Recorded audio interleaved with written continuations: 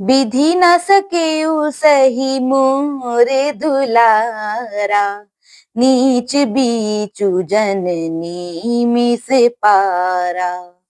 यह कहते मोहि आजु न शोभा, अपनी समुझी साधु सुचि को भा। अर्थात परंतु विधाता मेरा दुलार न सह सका। उसने नीच माता के बहाने यानी मेरे और स्वामी के बीच अंतर डाल दिया।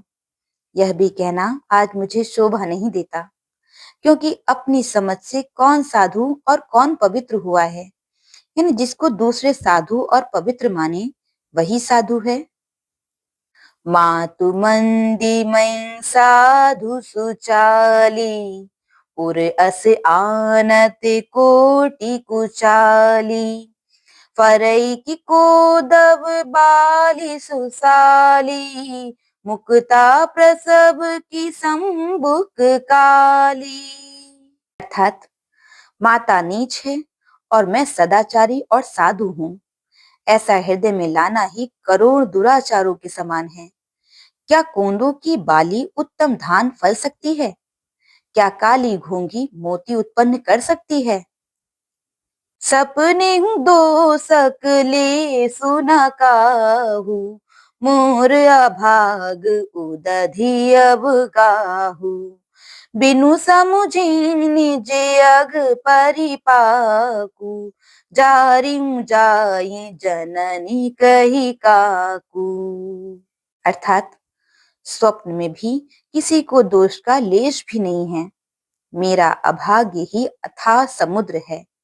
मैंने अपने पापों का परिणाम समझे बिना ही माता को कटु वचन कहकर व्यर्थ ही जलाया।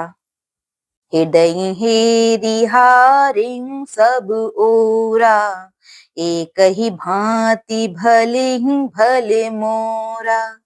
गुरु गोसाई साहिब सिय रामू, लागत मोहिनीक परिणामू। अर्थात मैं अपने हृदय में सब ओर खोज कर हार गया, यानी मेरी भलाई का कोई साधन नहीं सूझता। एक ही प्रकार भले ही यानी निश्चित ही मेरा भला है, वह यह है कि गुरु महाराज सर्वसमर्थ हैं और श्री सीताराम जी मेरे स्वामी हैं।